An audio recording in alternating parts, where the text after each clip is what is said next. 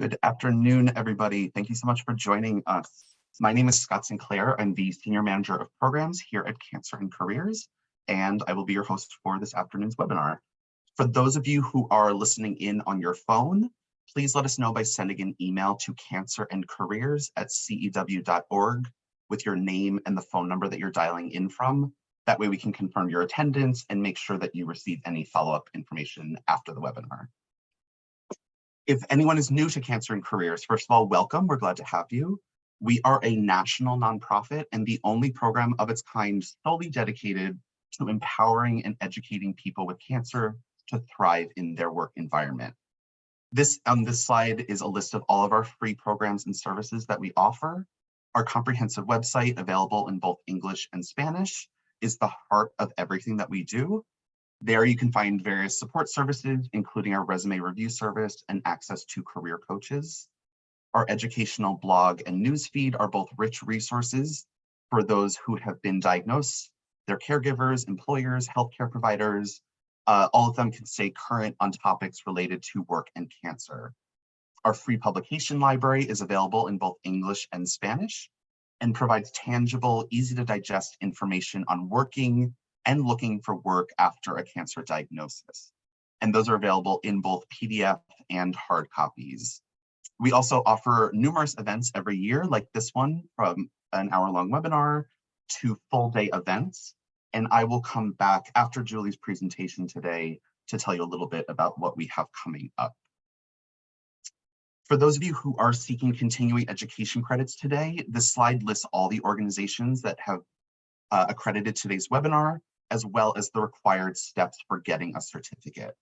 This information is also available on our website, and a link to the evaluation and the post-test will be shared at the conclusion of today's webinar. So please take a moment, if you have it after the webinar is over, to complete that. If you're not able to do that today, that's fine. We will send an email tomorrow, no later than 5 p.m. Eastern, with links to the evaluation and the post-test. Also, for those of you who are planning to request continuing education credits, our accrediting bodies require us to share this slide to let you know that there are no conflicts of interest to report. Now, as you may know, Zoom has a lot of great features that you can use to interact with this event today, with us and with other attendees. You'll see a chat box in your features panel. Feel free to use the chat box to communicate with others, with our speaker, with our staff and other attendees. However, it's important to note that the chat box is not private and it will show your first and last name. So that's something to be mindful of when and if you are engaging in the chat. You'll also see a Q&A box in that same panel. If you have any questions during Julie's presentation, please drop them into the Q&A box. We will have some time at the end to answer questions. We know that the importance of privacy, so there is an option to submit your questions anonymously in the Q&A box. And we ask you to put your questions in the Q&A box, not the chat box. We just might miss them in the chat box, so put them in the Q&A box. And if we don't get to your question today, please send us an email at cancerandcareers@cew.org, and we'll get you an answer as soon as we can.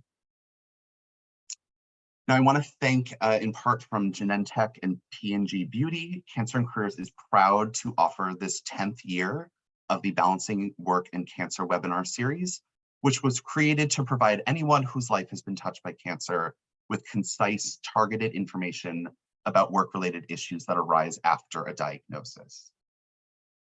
Additionally, I would like to thank all of Cancer and Careers' year-round sponsors who support all of our core programs and allow us to continue providing events like these for free of charge. Now, today we are going to focus on a specific element of the job search process, which is networking. In general, networking may tend to make some people feel nervous, but today we're going to make you more comfortable by covering the basics of networking, why it's important, and how to effectively network. Regardless of how you network, it is critical to get comfortable with it as an essential aspect of the job search and has shown time and time again that it is a crucial tool for landing a job. Now, to take us through this topic, I am thrilled to welcome back Julie Jansen. Julie is a speaker, trainer, coach, and author. who has helped thousands of professionals find success and satisfaction at work, as well as find work that is gratifying. Julie is one of our original coaches at CAC. Additionally, Julie is the coach who does our resume review service, so we hope that you will utilize that as well. There'll be questions after Julie is done, so drop any of those into the Q&A box as you think of them. And without further ado, I will hand it over to Julie.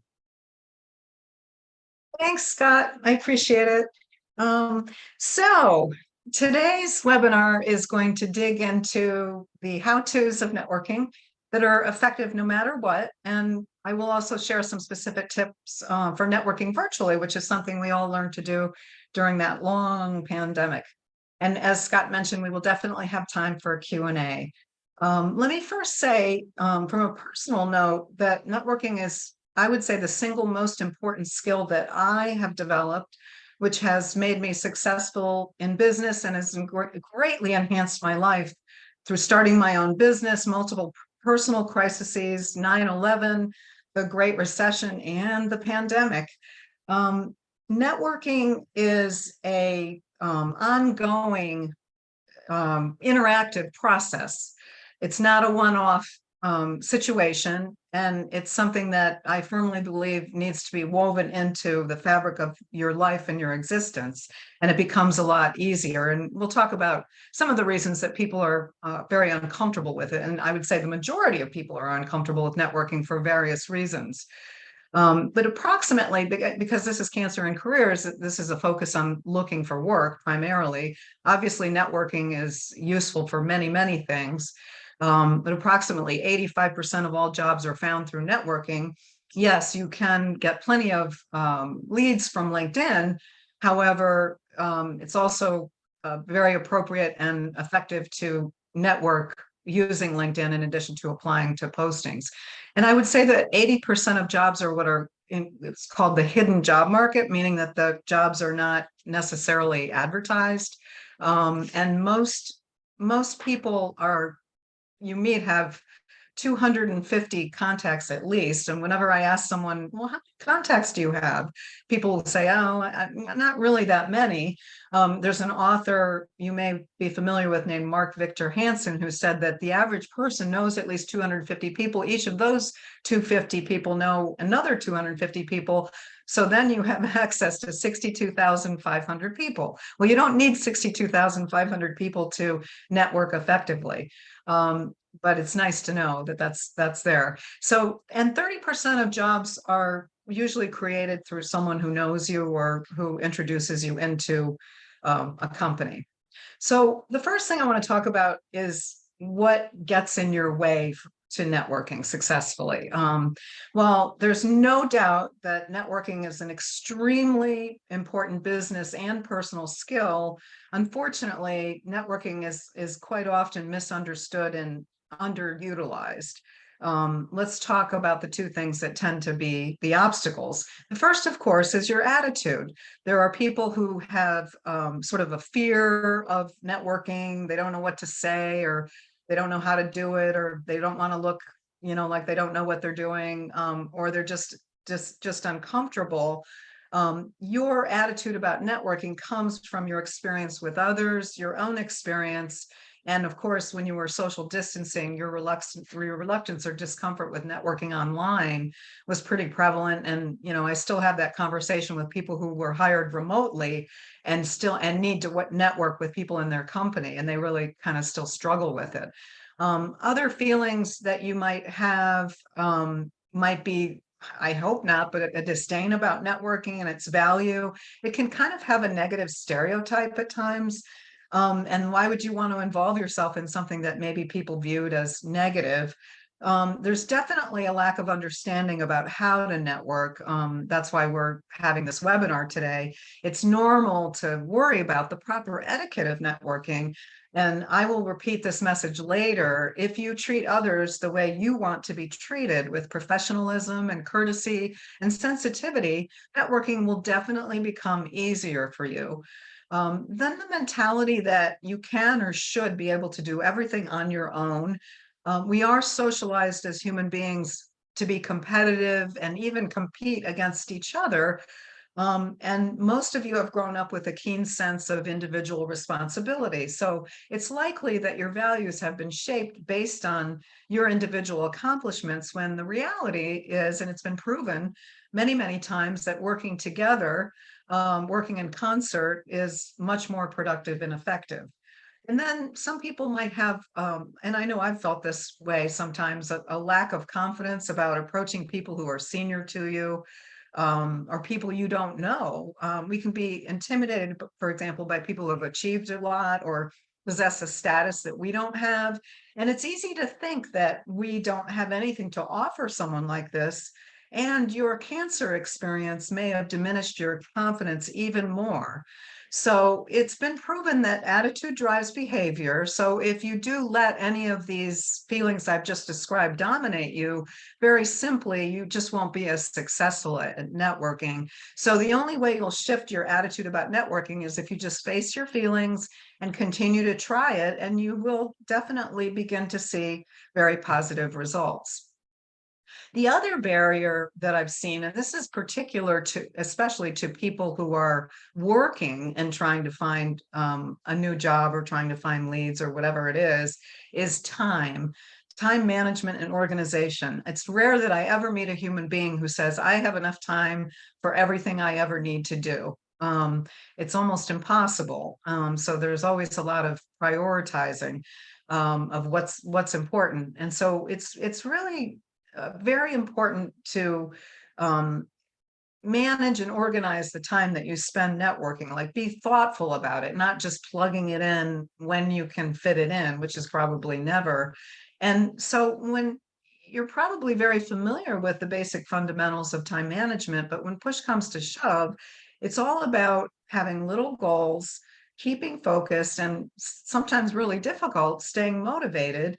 You don't always reap wonderful results with every single networking contact you have. And in fact, that's something that people find very frustrating, because you don't get an immediate return most of the time from networking. So the best way, as I mentioned, is just weave it into your life, instead of viewing it as another task. And as Ken Blanchard, the very well-known author, said, managing your time isn't really the real issue. Your time is fixed. What you need to do is manage the activities that are consuming your time. And so if possible, use some sort of digital system. It doesn't have to be sophisticated, for organizing and documenting your activity. I like to talk about Jibber Jobber, which is, I think, has a free version and a paid version, which is was intentionally created for job search and for people to organize their networking contacts. And I said that really fast, so I'll just say Jibber Jobber, just the way it sounds, Jibber, Jobber. And you can just look for that online. But if you're just even if you're using Outlook or your smartphone, or even Excel, just try really hard to keep it.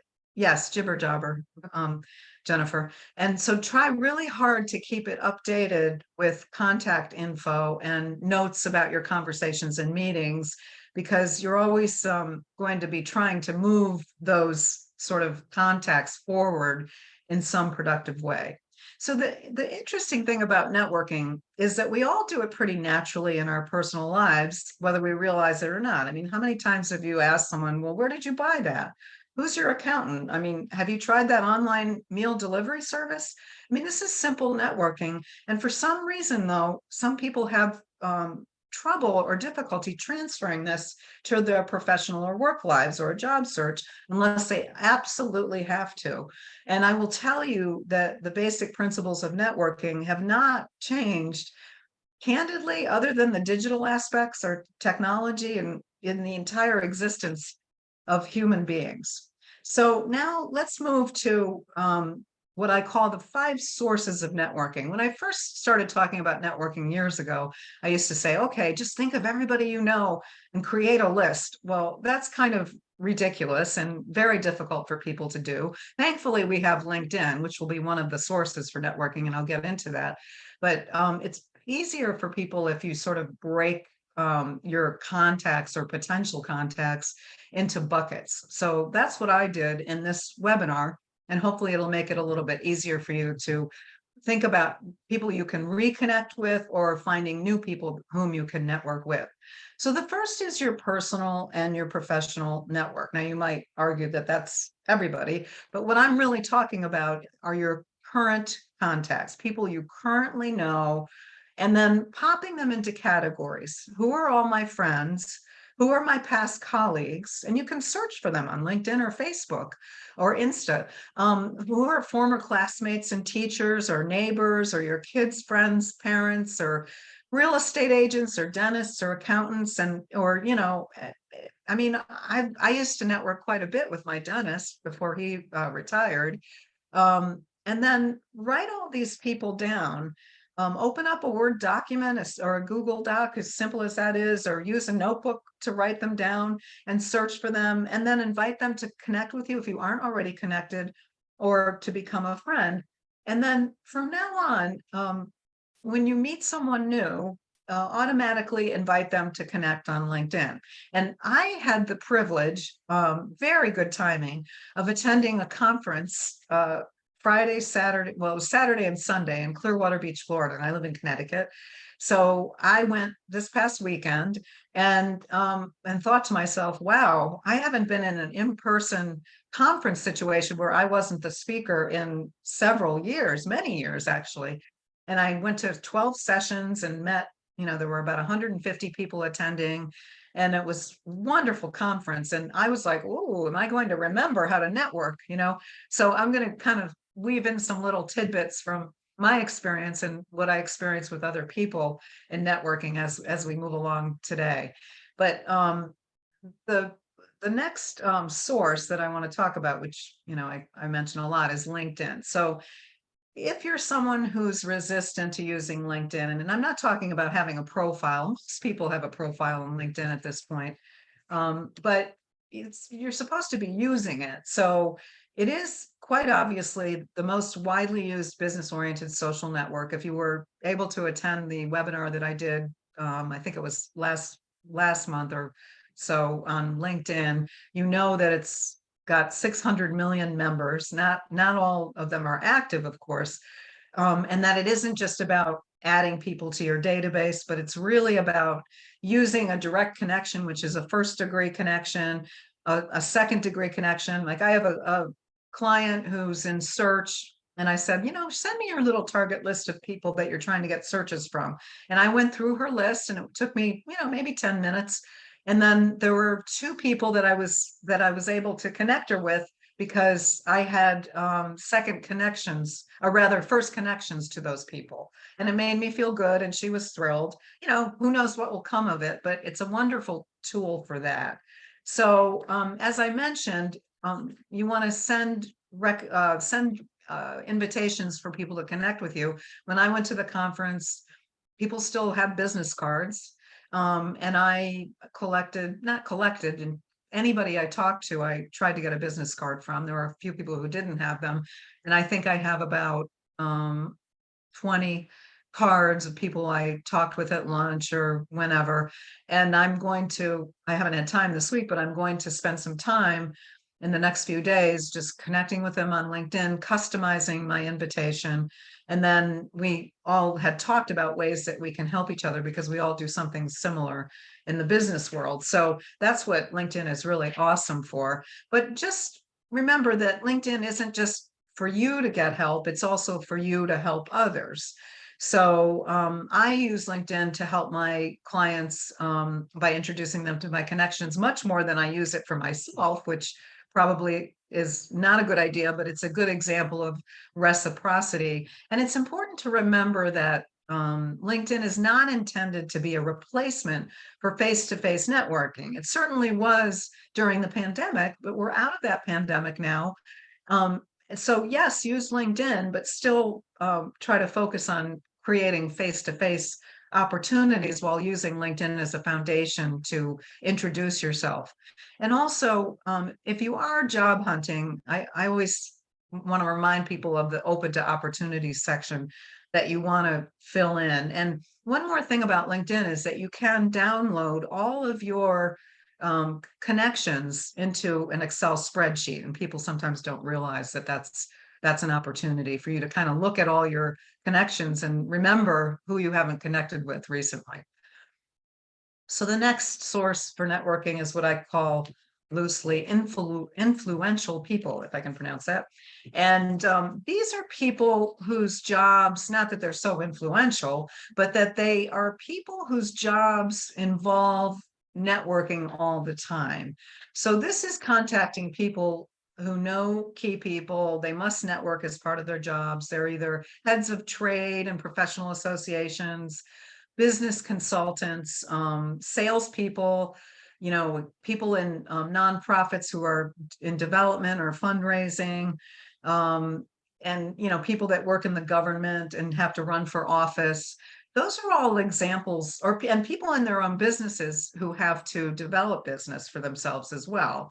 So these are all people who know a lot of people, and they tend to be much more open-minded about networking with others and helping others, I've noticed. So these are really good people to keep in mind when you want to try to, meet more people and be introduced.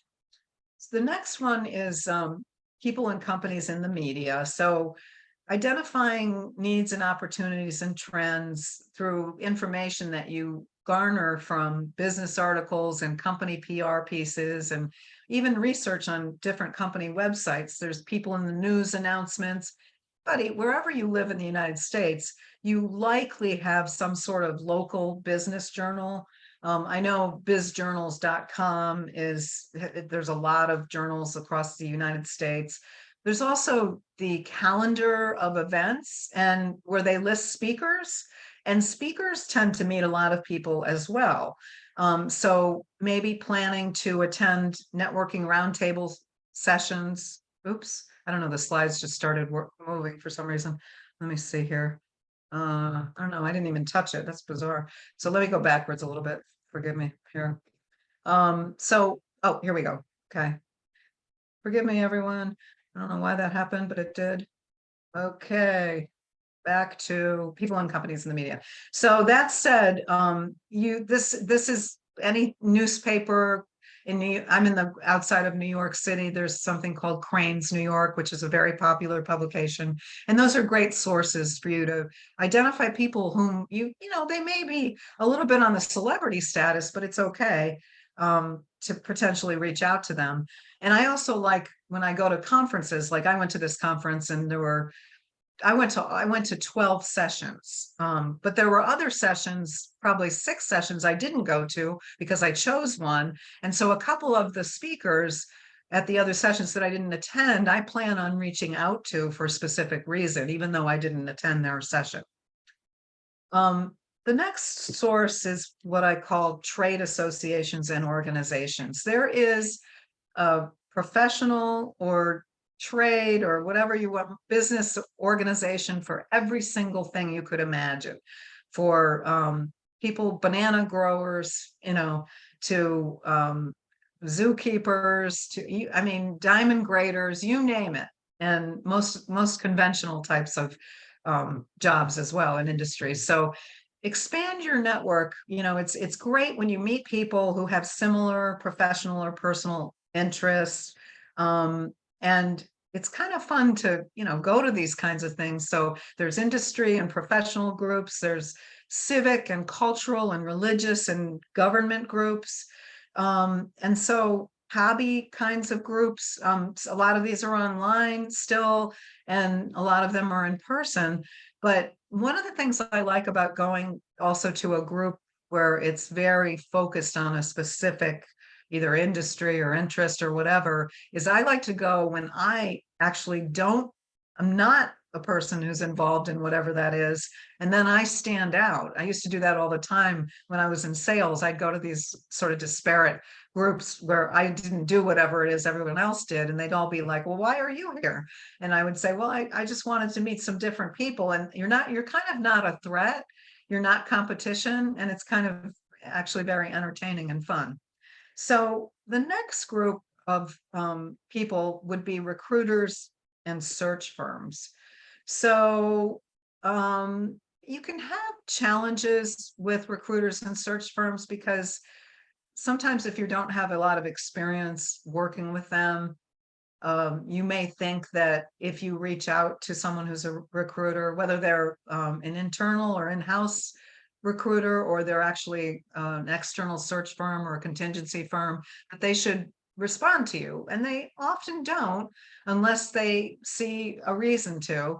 They are very focused on jobs that they are trying to fill. So they're not, their MO is not marketing candidates. It's highly unlikely that that will ever happen.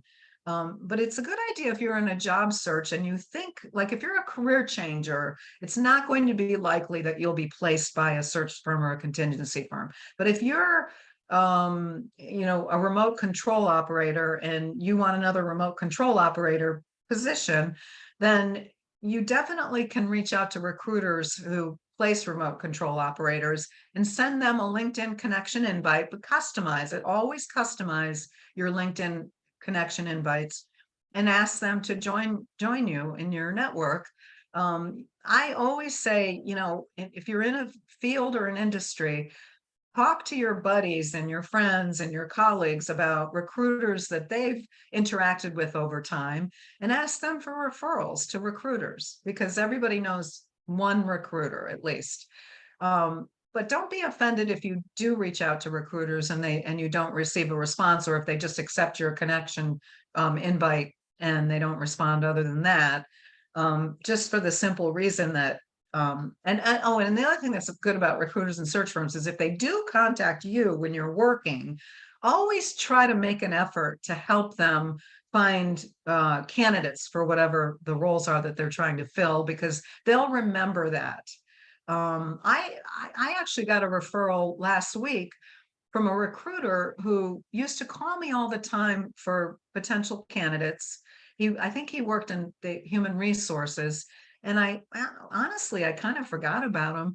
And then he reached out to me and said, "Hey, Julie, my sister and my daughter need resumes." And first of all, I was really surprised to hear from him. He was retired and he referred me to his sister and his daughter. So only because he remembered me, because whenever he would call me, I would say, "Let me think, Frank, let me think about who I know." And I would work very hard at trying to refer people to him.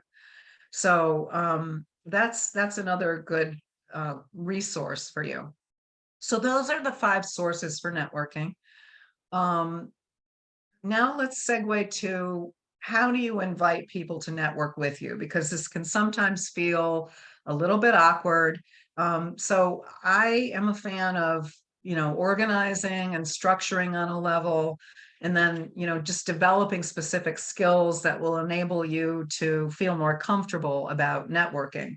So with rare exception, almost every day, I send an email, I text someone, I message someone, or I invite someone to connect with me on LinkedIn. Might just be one person. If I'm lucky, it's 2 people. I have been doing that throughout the majority of my career, unless I'm on vacation or something extenuating. I definitely will comment loosely on LinkedIn posts or updates, and I even make phone calls once in a while, not too often, because people find that a little bit unfriendly now. But I've done this regardless, and it's really helped me stay in touch with people without having any major agenda. At the end of this webinar, I'll be sharing some ideas for you about what ways that you can stay in touch with someone and feel like you have something to say, because that's always a little bit challenging too. But so here's some guidelines, and you're inviting someone probably not to a face-to-face networking meeting, but definitely either a video or phone conversation. So you kind of think about, well, what do I need, or what kind of person do I want to meet? And then you reach out to 6 people you know well, and I randomly chose that number 6, that you haven't talked to, or someone that you'd like to meet, or someone that was referred to you. And then they might have information, a resource, and insight for something that's going to fit your need. In the first sentence, you explain what you're looking for, and this is easier to do with someone you know, and why you're reaching out to them. then what you want to do is compliment them, ask them about themselves, make it clear that you don't want to waste their time, that it'll be brief. Give them a very brief description of what's going on in your situation, either your background, your future goals, just something that isn't, too detailed. And then after that, offer sort of, I'd like to schedule a Zoom meeting, or people call it Zoom calls. I don't know why, but I notice that's a vernacular. And perhaps send a few questions to you in an email at your convenience, or just keep it very spontaneous and just keep everything brief. Now, you're doing this generally, maybe not a text. It depends how well you know the person, certainly an email, and try to use some sort of interesting subject line to increase the likelihood that the person will read your message. I mean, I spend a lot of time thinking about subject lines. Some of them are hits, some of them are not. People don't always respond, as we well know, but that's okay. And then, so you're kind of structuring this outreach. And if you're in a job search, you should be doing this on a regular basis, kind of going through this process that I've just outlined. This is my most significant tip about networking, and I firmly believe in this. Reciprocity is key to successful networking. The essence of networking is first and foremost focusing on the other person. So to give you an example, I met a guy named Steve at the conference, and nice guy. We were chatting. And I said, when this was a conference for expert witnesses. So I'm a vocational expert. I started this business in 2019, and really fascinating people, a lot of doctors, nurses, engineers, not too many vocational experts. There are only 3 of us. But this guy is an expert witness for car, what are they called when you inspections? It's very odd. Like, so accidents could occur. There's a lawsuit that's happening because something went awry with a car sale or something. Very specific. And I was thinking, wow, that's really odd. I never met anyone like that. And I said to him, Steve, I've been thinking since we met, and I know a lemon law. I know an attorney in Connecticut who was my client, who's a lemon law attorney. Would that be someone who would be interesting for you to meet? And he goes, yes. I don't know too many attorneys that just specialize in lemon law. And he lives like in Colorado, So I am going to make that introduction. And boy, was he like my best friend after that, And then he started saying, well, Julie, how do you think I could help you? And it was just like so organic. It was awesome. And it was because, not to pat myself on the back, but it was because I really intentionally thought, which is what I always try to do, how can I help this person? Whether it's just unsolicited advice, or, even better, a connection. So when you're, I still use Post-it notes. I don't know how many of you do, but I put a Post-it note on, somewhere near my workspace when I'm trying to remember something. When it's networking, you want to say, who do you know who, or how can I help you? And you just have that sort of in your mind that you're focused on. And then when you're, and people know intuitively when you're really trying to identify with them, and when you aren't, when you're being sincere. You're not going to ask someone how they're doing, or if you can help them. If you don't really care, you're not going to be able to listen or respond appropriately. And a big part of empathy is asking thoughtful questions and really paying attention to the answers. And if you do this first, you'll become much more comfortable eventually introducing your agenda. And this is what makes networking interactive instead of just one-sided. So, and then the other thing, an exercise I have my clients do when I'm helping them to learn how to become more comfortable networking is sit down and think about all the things that you have that are skills or unique talents or knowledge, special knowledge or expertise. And, people will often, especially if they're feeling like lack of confidence or in a job search, they don't like networking, they're kind of like, I don't know, I don't really have anything to offer. Of course you do. Every single human being does. And so just sit down and make a short list of all the ways that you could potentially be a resource to others. Like, one of my weird things that I don't think a lot of my people know is I am incredibly organized.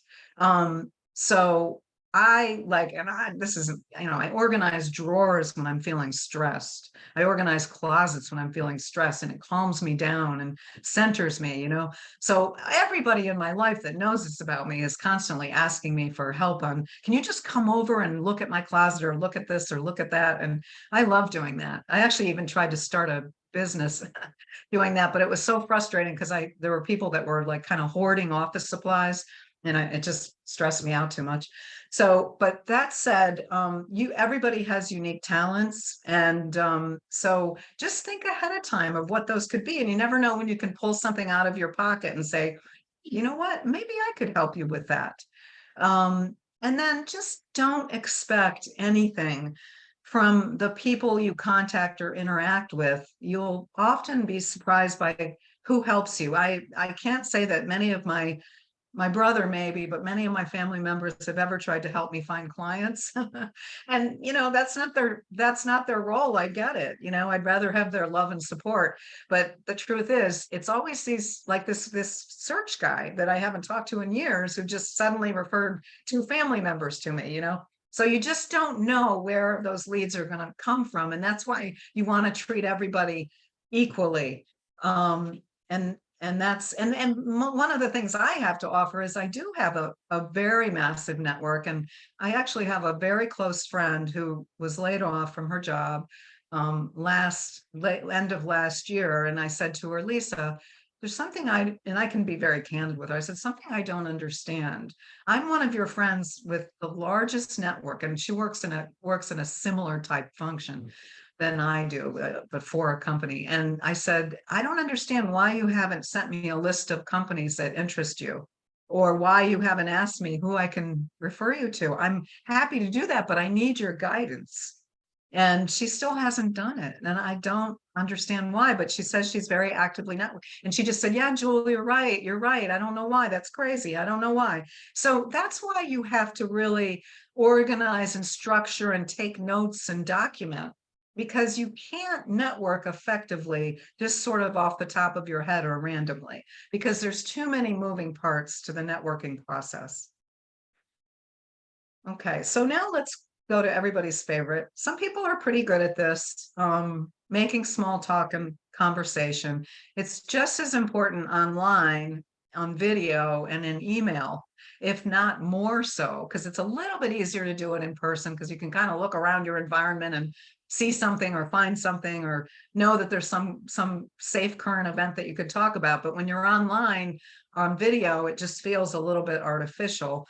So I'm also a fan of preparing small talk and conversation. And what I used to do when I would speak quite a bit in person is I would, travel to wherever the town or city was, and I'd look at the newspaper online, and I'd find some little funny story and introduce that story, usually kind of a feel-good thing. And I would talk about that first. And people are all like, oh, it's interesting. I didn't know that. Or yeah, I heard about that too, but it's just, unfortunately, with online video networking, it's harder to come across as approachable and create rapport and develop trust, unfortunately. So you have to work a little bit harder at it. And that's why planning some topics, and quite obviously, we know with the world as it is, politics, religion, global conflicts, and many other things are not great things to talk about. So what I did here with this slide is it doesn't have to be these questions, but just to help you kind of think of topic areas. So a question about work: what was your very first job? I once had a job as an Easter bunny, and in a mall. It was a horrible job. It was because I had to hop in this heavy fursuit to this candy store and fill my basket up, and the kids weren't very nice to me. They were trying to yank to see, because you couldn't tell what my gender was. But it's fun to talk about, entertainment, everybody loves. There's so much good programming. I mean, who doesn't love? Most people love watching, binge watching shows. Food, most people like food. Travel. When I do icebreakers, sometimes I'll do an icebreaker, like, if you can go somewhere for 6 weeks, where would you go? And most people like to travel, and so they like to talk about where they go. I last summer I went to the country Georgia, and most people either hadn't heard of it, or would say to me, why would you go there? And that was a good icebreaker for me for a good 6 or 8 months. And then life story. I mean, I don't know if I'd ask this one, but what's one of your hidden talents? But sometimes people, when they do icebreakers, they like to talk about something unique about themselves. And people do love talking about themselves. So that's for sure. Most people do. And then, we talked about this a little bit earlier, or mentioned it, about approaching people who are senior to you. We all have imposter syndrome at times in our lives, whether it's in business or personally. And that's very, very normal. So my premise for approaching people who are a little bit more senior or credentialed or celebrities or whatever is, just try to follow some steps, especially if you're doing it digitally. The direct approach, obviously, if you can ever be introduced by someone, that's key. And that's the easiest way to approach anyone, of course, no matter who they are. But if you can't, you can't. And just like reaching out and saying, I so appreciate your advice, your input, your insight about, or I'm working on expanding my networking in the XX industry, and I'd be honored if you would be part of it. You'll definitely want to adapt your style to match this person's style, and being clear again about what your skills and expertise are, and always have like a little simple agenda if you are fortunate enough to be able to get an audience with that person. And by the way, these are the same guidelines that you would use if you were trying to network with people who are senior within your organization if you are working. This is advice I often give to people in their 20s who are in their first or second job, and they want to expand their network internally, and they just haven't been able to get exposure to senior people. And, again, they're really trepidatious about reaching out to someone who's senior. And you've heard the expression, we all put our pants on the same way, which mostly is true. And then after your video or phone call or whatever it was that you did, follow up with them. You're saying thank you, of course. You're reminding them of one of the things that you talked about in your conversation. And then you still can offer to help a senior person with something. We all have issues and problems and challenges. Not one human being is exempt from that. And so just try to remember that. So let's kind of get into a little bit of the networking etiquette that people really do struggle with. There's no rules, but I've learned over time, there are definitely guidelines that are more effective than others. Never assume that people are acknowledged or appreciated. One of the things I love about working with Scott is he's just so appreciative of me and what I do, and he's complimentary, and it's so sincere, and I really appreciate that about him. Anyone with whom you've spent more than 15 minutes in any way, shape, or form, or even if it's just a brief text, acknowledge them. Be professional. Use the person's name. Now, I had an experience back to the conference I just attended where I met a woman who is a vocational expert. She was one of the 3 of us that were vocational experts. And I said, oh, I was all excited. You're a vocational expert. Where are you? And she's based in Arizona. And her name was, I'm trying to remember her name. It was like Linda or something. So I forgot, I have her card. But anyway, so we didn't talk really in person. We just kind of exchanged cards. And I said, if it's okay with you, I'd like to exchange cards. I'd love to get in touch with you and see if there's a way that we can help each other. She goes, okay, sure. She pulls out her card. And that was pretty much the end of it. Then that night, she must have been staying another night. I flew home on Sunday night after sitting in the conference all day. And so I didn't get home till about 11 o'clock on Sunday. And I saw that she had sent me a connection request on LinkedIn. And this is what it said. Hi, I'd like to connect with you on LinkedIn. So she didn't use my name. She didn't say, weren't those key lime cheesecakes awesome at our lunch? Or she didn't say anything. And I was kind of like, whoa, I have to use her as an example when I give this webinar on Wednesday, which is what I'm doing. And not to, demean her in any way, shape, or form, but it would have gone a lot further and she told me she's a career coach and she writes resumes and LinkedIn profiles. So one would assume that she would know that, that you don't just send out a generic invitation. She had an opportunity to make it more customized and did not take that opportunity. And it did stick in my mind. And of course, I will respond to her. I haven't yet, but I will. And I will be very personal. And if you say you're going to follow up with someone and send them something or give them something, do it in a timely manner. It's just like, I'm still surprised by how many people ask me. I'm coaching someone in the UK who's looking for a very managing director level job in financial services. And she's like, Julie, do I really need to send thank you emails after an interview? And I was like, whoa, are you kidding? Yes, when you have an opportunity to thank someone, even if it's for a few minutes of time, absolutely, that's something that you must do. So always follow through and thank people. So let's pop into some of the common networking mistakes that people do make. And I probably alluded to a few of them already, but not making it easy for your networking contact to help you. And what I mean by that is that, I'll have people call me and say, hey, Julie, I'm a supply chain professional. I just lost my job at ABC company and so-and-so referred me to you and they said that you could help me.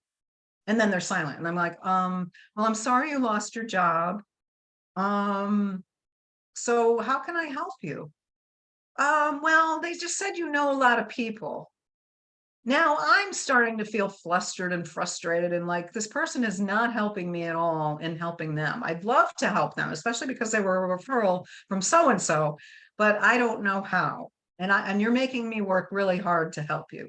So try to be very clear about how someone can actually help you. Forgetting that reciprocity is fundamental to the networking process. We already talked about that quite a bit. Disappearing after meeting or talking with someone. You don't need to be in touch with someone forever, or even that frequently if it's not appropriate. Don't disappear off the face of the earth, especially immediately after the meeting. And then try to lighten up. I mean, I'm not really very funny today, but I like to be funny and I like to joke and make light of things. And people desperately need to lighten up and laugh and infuse humor in your life. It's very important. It's a very good coping mechanism. So try to do that, obviously being appropriate. Communicating with video. Oh, somehow, let me just see something here.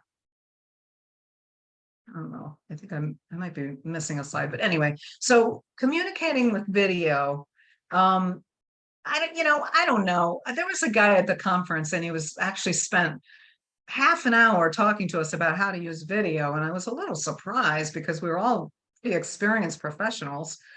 But then I looked around and I realized that people were actually looking rapt with attention. And I said, my gosh, I thought this was all kind of common knowledge, but maybe it isn't. But communicating with video makes you feel a little bit like you're more with the other person, but it's still harder. So I'm a big fan of 30-minute or even 15-minute video meetings as much as possible. Most people don't have hour video meetings anymore. And then this is just an important thing because if something can go wrong, it always will. If you're using technology, it always will go wrong. So just try to test everything if you can, just to make sure everything's working. And those are really my tips about video. You kind of know the rest, I think. And then how do you stay in touch with your network? It's okay to just say, hey, how are you? We haven't talked in so long. I actually was thinking about you. And that's a nice thing. It's just recognition. Sharing good news. Who doesn't like good news? And, one of the great things is when people get jobs on LinkedIn or something good happens, post it. And then that's such a great opportunity to say, oh, congratulations. They're so lucky to have you. That's wonderful. And be able to share something about yourself. Inviting someone to something, it could be virtual, it could be in person, sending an article or a blog post, or just posting things on LinkedIn. Many of you probably have followers, I know I do. Asking for advice about something, that's always flattering.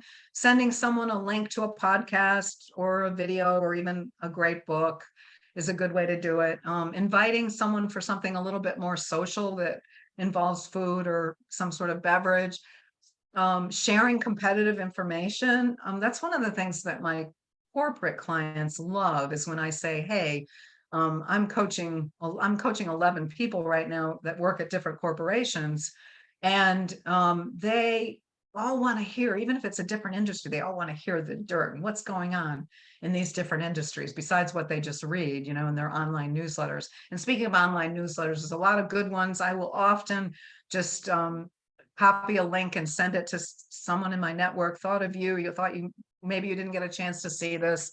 And then, you know, just giving someone an update on your job search. I interviewed at 3 companies. Unfortunately, I came in second at 2 of them, but it was really exciting. And I developed new contacts, you know, and now I'm closer to knowing what I want to do. Certainly introducing people in your network, of course. And I like to send a little target list of companies. Like, so sometimes if I'm looking for executive coaching business, I'll send some people that I know are my champions or pretty strong in my network. I'll send them like 3 companies and say, hey, I've been researching these companies. It'd be great to coach there, but I don't know the head of the the person who hires coaches. Do you know anybody in HR or otherwise?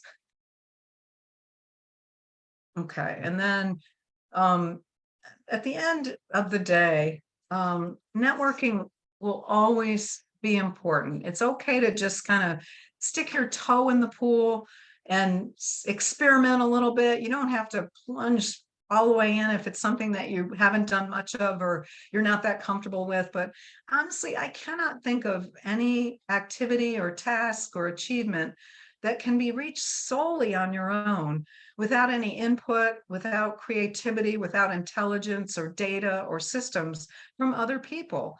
Networking will always exist. And ultimately, when you are a strong networker, you will be approached regularly with requests and opportunities and leads. So, as I like to say, make networking a way of life, not just something that you need to do to find your next job. Scott? Thank you so much, Julie. That was wonderful. Appreciate the call out from you. I am genuinely appreciative of everything you do for both I know. myself and our community here at Cancer and Careers. So keep it Thank up. you. Just a few quick things before we get into the Q&A. And again, if you have any questions, please drop them into that Q&A box in your features panel, and we'll try to get to as many as we can. These are just a few resources that we have on our website to help with a job search. We hope that you will review them and read them through at your leisure.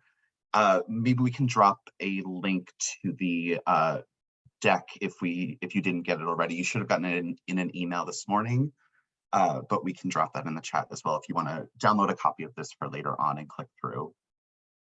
We also have some upcoming events that we hope we'll see you at.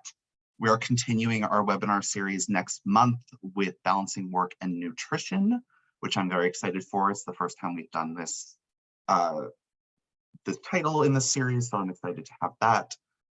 Then we have balancing work and cancer, which is part of our flagship overview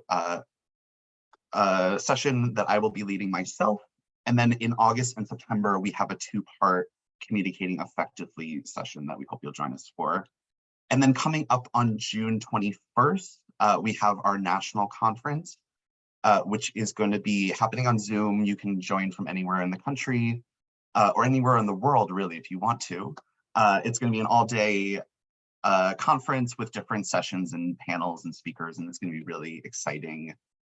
We'll have more information on those sessions any day now.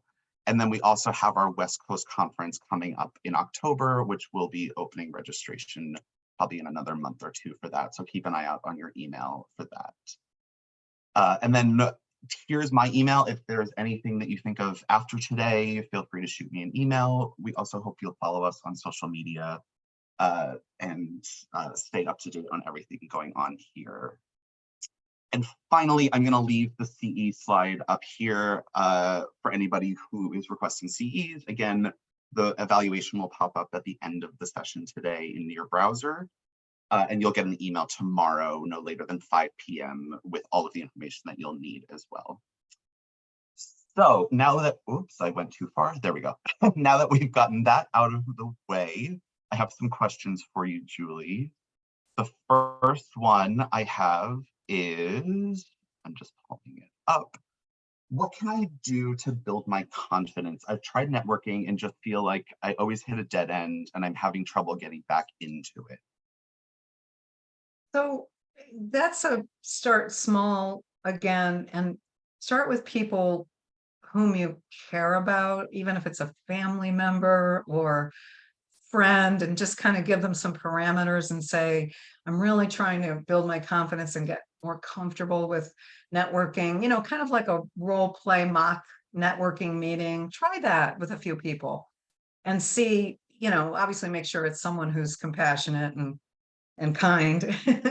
So, but just keep trying that, and then just kind of branch out to people who are your fans, from work situations, and try with them, and just have a singular goal when you're networking, and don't expect it to go perfectly because people are people and all sorts of things happen. But it is definitely one of those skills that the more you do it, the more comfortable and the more confident you grow. I think you hit it on the head too of like start small. It can really be overwhelming when you think about like, I need to meet with 20 people. Like that's gonna just shut you down right away. But if it's like you just said, meeting with your best friend or your partner or whoever and having an easy conversation where you just kind of, update them on where you are and what you're looking for and start really small and build on that is Yeah. great advice. We're getting a couple questions actually kind of about the same thing, so I'm going to paraphrase a few of them. Uh, which is, do you have any guidance for introverts who may struggle with the idea of networking more than extroverts? Yes, and half the world are introverts. That's true. And so that is more about finding the platform that's more comfortable for you. So if in person as an introvert is not as comfortable, then start out by texting or email, scripting and preparing what you're going to say. And like when I commented on preparing small talk, that's a really helpful thing to do so that you kind of have your loose script and then just practicing that, and then becoming more comfortable. Networking with other introverts, believe it or not, is interesting because you're both feeling a little awkward. And so you're not feeling overwhelmed by networking with an extrovert. Like I'm an extrovert, quite obviously. And so, sometimes I can overpower people and talk over them, and maybe that's not going to be that comfortable for you. So those would be a few quick suggestions. As an introvert myself, who I always say I can put on a mask of an extrovert when needed, like Yeah. right now talking to everybody live on camera. I kind of I look at it sometimes too as like playing a role and like I'm gonna put on my suit, I'm gonna get dressed up, I'm gonna go to this event, I'm gonna pretend that I feel comfortable. And Yeah. you can almost kind of trick your brain sometimes into, and it doesn't last long. It's like 2 hours and then I'm like, I need to be home on my couch alone, not talking to anybody. But Yeah. I can kind of trick my brain sometimes too. That's Um, funny. the next question I have here, and this is a question we get pretty much every month, but happy to keep answering it. And it might be more for me than you, Julie. But when reaching out to my existing network to seek new opportunities, do I disclose the diagnosis or withhold it? It feels wrong to withhold such an important thing, but also presents a tremendous roadblock to getting a referral into their firm. Any thoughts? Well, I think this is your answer. The only thing that I like to say, which I copied from Rebecca Nellis, or the executive director, or maybe Rachel, but that you don't talk to people and tell them what all of your health issues are. You don't meet someone and say, I have high blood pressure, and last year I had COVID 3 times, and I had a I have to take medication for diabetes. And so while I agree that your cancer diagnosis and your experience is very significant, to you, it isn't necessarily something that you need to disclose. so, but then I'll let Scott kick in on the cancer and career side. Yeah, I think some of it too depends on who you're talking to, what your relationship is with them. If it's like a really close friend or someone that you worked side by side Right. for years and years and you know them really well, you might want to update them on a personal level. And if you do that, then you just want to express what your limits are to that and who you're disclosing to so that they don't accidentally share your information farther than that you may want it to go. Yeah. We always say that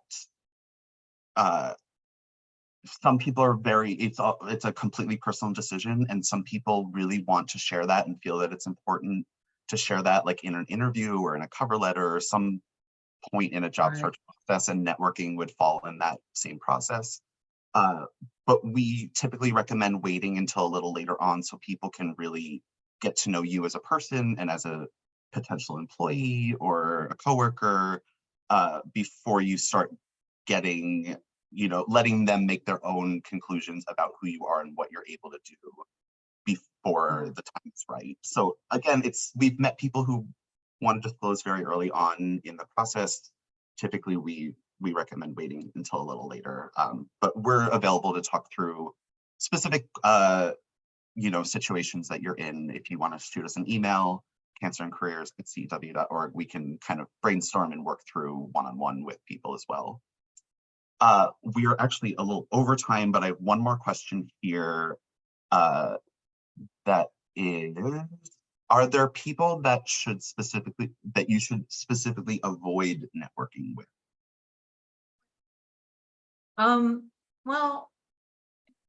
Well, that's an interesting question. I've never heard that before. I mean, a lot of people don't want to network with someone who fired them, or someone who they didn't like or get along with at work. But I don't think so. I think everybody's an opportunity to network. I mean, you may not get a positive response, but I would be hard pressed to think of anybody that you shouldn't network with, unless it's a person that isn't helpful or isn't kind, or has qualities that wouldn't help your self-esteem. Then avoid them, of course. But other than that, I think everybody's fair game. I agree. I think like there's really no downside to it. The only thing I can think of maybe is someone you don't trust or someone that's, Right. done something in the past to, get in the way of your career or something like that. But that feels very small and slim and unlikely. Yeah. Well, thank you so much, Julie. Again, we have so many questions in the Q&A. I still see it going up, so I'm sorry if we couldn't get to yours today. Please shoot us an email, cancerandcareers@cew.org, and we will get you an answer to whatever questions we weren't able to get to today. Julie, thank you so much for today, for the past couple of months that you've been here with us. And I can't wait to do it again soon. I know. Thanks. Bye, everyone. Thanks everyone for joining. Have a good day.